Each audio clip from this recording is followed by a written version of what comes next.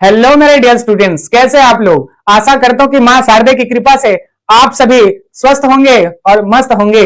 चलिए दोस्तों, आज की क्लास में मैं क्लास 10th कक्षा 10वीं की फर्स्ट चैप्टर जीवों में विकास इवोल्यूशन के बारे में लेक्चर देने जा रहा हूं। प्लीज आप लोग ध्यान पूर्वक सुनेंगे। बच्चों देखिएगा, इस चैप्टर के अंदर में ये सार है। इस चैप्टर में अगर आप इतना कुछ पढ़ लेते हैं, 8 पॉइंट अगर की अच्छे से पढ़ाई कर लेते हैं, तो आपका कहीं से भी क्वेश्चन आ जाए, हमेशा क्या होगा, वो बन सकता है। बच्चों प्लीज ये 8 पॉइंट को अच्छे से रीड आउट कर लीजिए और पूरे मार्क्स गेन कर लीजिए। आज तक क्या हुआ है, इतने ही टॉपिक से क्वेश्चन आ रहे हैं, बार बार इसी टॉपिक से क्वेश्चन आता है। प्लीज बच्चों, इतने टॉपिक को अच्छे से क्या करें, पढ़ाई करें, और इसी से ही क्या होगा, आपका क्वेश्चन बन जाएगा। चलिए स्टार्ट करते हैं। तो आपका टॉपिक है, चैप्टर का नाम ही है जीवों में विकास। विकास का मतलब क्या होता है बच्चों?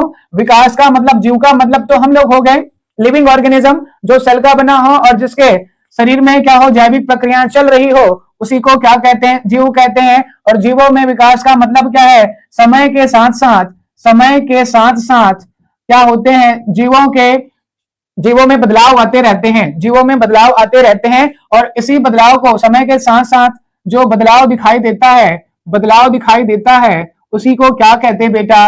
विकास कहते हैं। ओके, इवोल्यूशन का मतलब ही होता है परिवर्तन। इवोल्यूशन का मतलब ही होता है परिवर्तन, बदलाव या फिर वेरिएशन। ओके, जीवों के शरीर में क्या होते हैं, समय के साथ साथ क्या होता है, बदलाव आता है, इसी को क्या कहते हैं? इवोल्यूशन या जीवों में विकास कहते हैं। हमारी पूर्वज हमसे बहुत पुरानी है। ये जो विकास होता है, ये स्लो भी हो सकता है और फास्ट भी हो सकता है।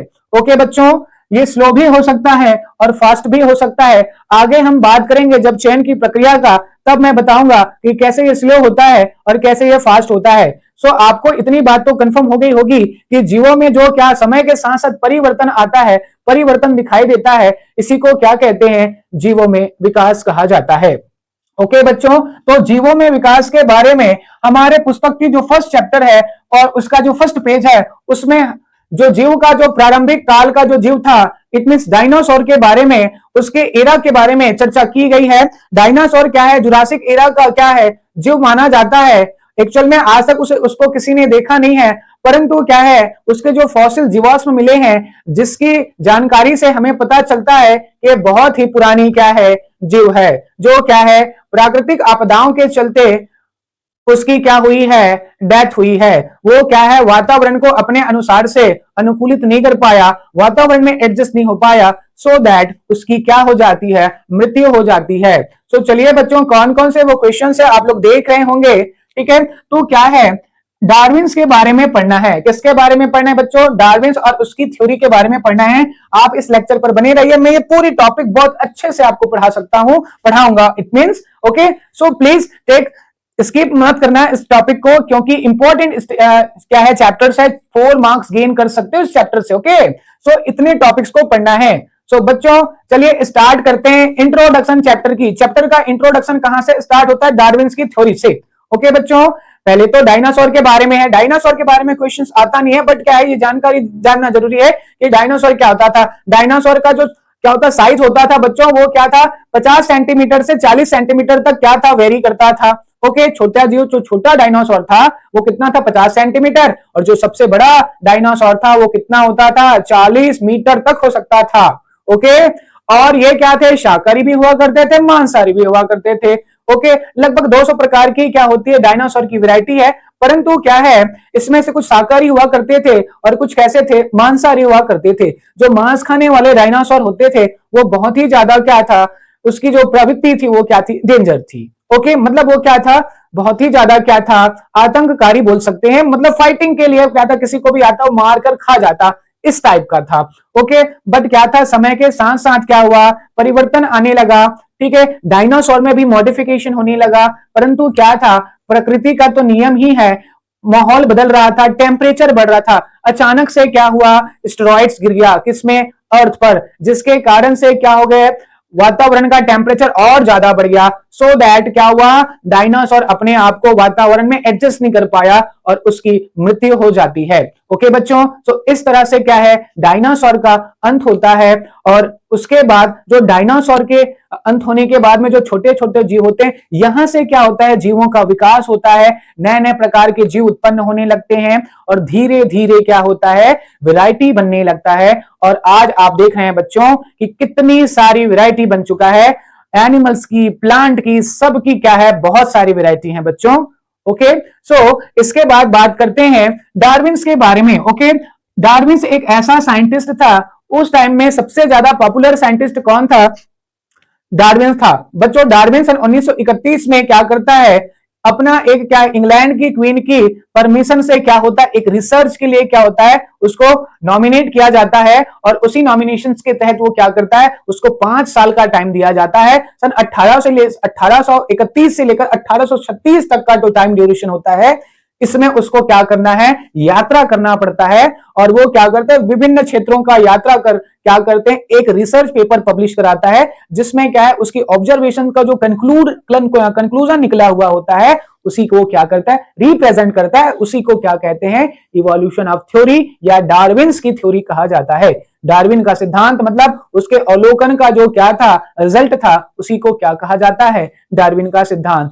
डार्विन साहब इंग्लैंड से शुरुआत करते हैं अपनी यात्रा का शुरुआत कहां से करते हैं बच्चों, डार्विन अपनी यात्रा की शुरुआत अपने ही नगर इंग्लैंड से करते हैं और वो चले जाते हैं कहां, साउथ अमेरिका। कहां चले जाते हैं बच्चों, साउथ अमेरिका का एक आइलैंड गैलापागोस, वहां पर जाता है। तो वहां पर देखता है कि बहुत सारे छोटे छोटे क्या थे, बर्ड्स के बच्चे देखे उन्होंने, मतलब छोटे छोटे पक्षियां देखी, जिसे फिंच कहा जाता है। जब वो शिप के द्वारा जा रहा था, एक्चुअल में वो शिप किसका था, रानी का था, क्वींस की थी। ओके, और उस शिप का नाम क्या था, HMS बीगल। याद रखना बच्चों, पूछा गया क्वेश्चन है, शिप का नाम क्या था, बीगल। ओके, फिंच किसका नाम है, पक्षी का।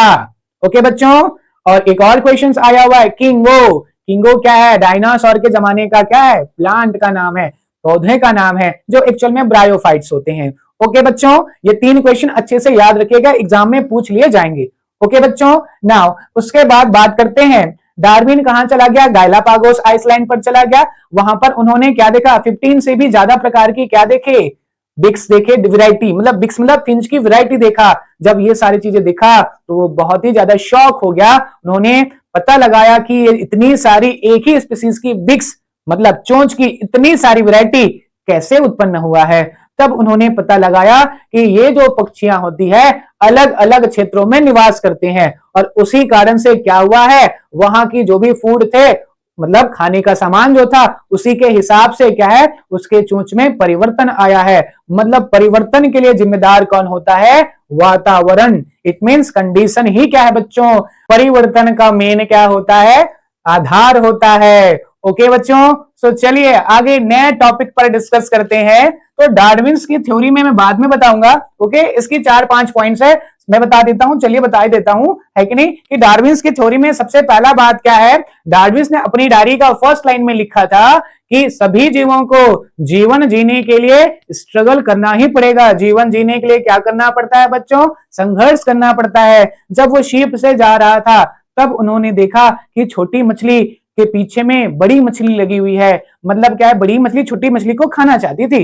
ओके, तो छोटी मछली भी क्या है, अपनी जान बचाने के लिए भाग रही थी। और ऐसा ही क्या है, जीवों की प्रवृत्ति है कि वो क्या करते हैं, अपने जान को बचाने के लिए दूसरे का जान क्या करते हैं, लेते हैं। ओके बच्चों, सो मैं कह सकता हूं कि हर जीवों को क्या करना पड़ता है, जीवन जीने के लिए संघर्ष करना पड़ता है। उन्होंने ऑब्जर्वेशन में देखकर बताया है। दूसरी बात किसके बारे में बताया है, कि जो भी नए जीव बनते हैं वो कहीं ना कहीं से पुराने जीव से ही बनते हैं। ओके बच्चों, मतलब जो संतान उत्पन्न होता है उसका कोई ना कोई पेरेंट्स होता है। ओके बच्चों, मतलब ओल्ड स्पीसीज से ही क्या होते हैं, नए स्पीसीज का डेवलपमेंट होता है। और ये कैसे होते हैं, ब्रांचिंग होते हैं। ब्रांचिंग का मतलब क्या है, कि मेरे वंशागत जाते हैं, एक पीढ़ी दूसरे पीढ़ी को जन्म देगा, दूसरी पीढ़ी तीसरे पीढ़ी को जन्म देगा, इस टाइप का क्या होता है, आपका जीवों में क्या होता है, विकास चलता है। विकास की प्रक्रिया जो है वो शाखान्वित है।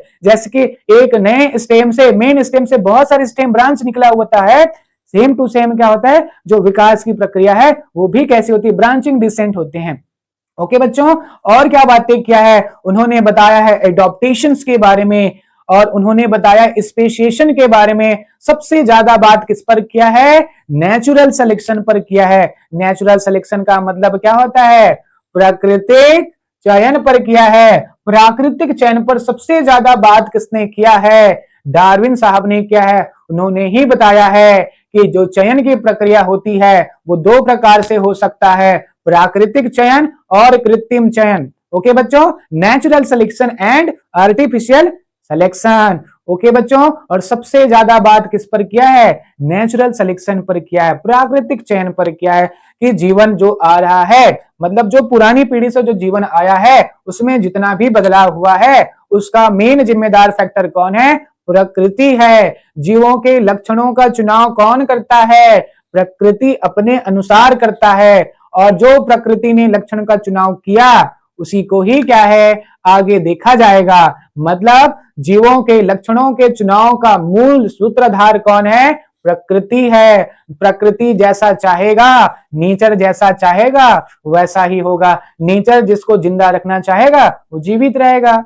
ओके बच्चों, सो चलिए बच्चों, आज की क्लास में बस इतना ही रखते हैं। आगे की लेक्चर्स कंटिन्यू क्या होगी, इसी के टॉपिक्स पर होगा। सो चलिए बच्चों, इसके बाद 1 से 2 लेक्चर्स और आएंगे, ये चैप्टर खत्म हो जाएगा। सो प्लीज इस चैप्टर के होते तक आपको क्या स्किप नहीं करना है। ओके बच्चों, कंटिन्यूअस लेक्चर नंबर 1, 2, 3 देखिए, बिकॉज 4 मार्क्स देकर जाएगा chapter. So please do not skip in this lecture. Continuous 3 lecture देखिए, डेफिनेटली आपसे क्या होगा, आपके सारे क्वेश्चन बनेंगे।